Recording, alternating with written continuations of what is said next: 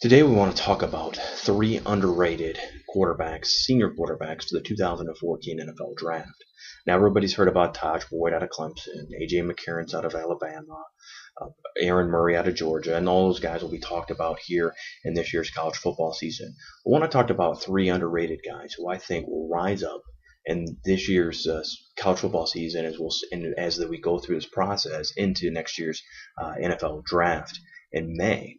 And the first one we start about is North Carolina's Bryan Renner.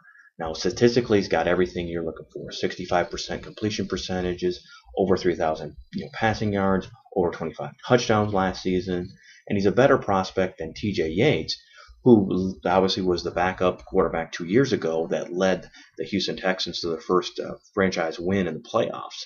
And so, but what he lacks as far as is really the physical standpoint. He's about 6'2".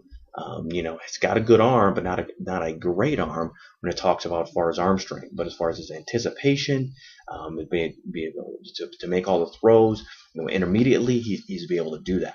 But that's one thing that, as far as if you're saying, hey, what he's lacking that particular height. The next guy is Tyler Russell, the quarterback out of Mississippi State. Now, obviously plays in the SEC, which he plays against the best level of competition there in college football. And again, when we're talking about size and arm strength and athleticism, he's got it all.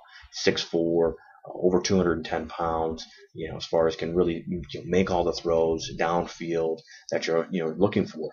What he's got to improve on is his completion percentage. Completed less than 60% this past season at Mississippi State, and really's got to be able to show that he can improve on that and be able to move his completion percentage above 60%. So having more anticipation, more touch on his throws. But if he's able to do that, this is a guy, as far as has got everything, you can see him really rise up that draft board.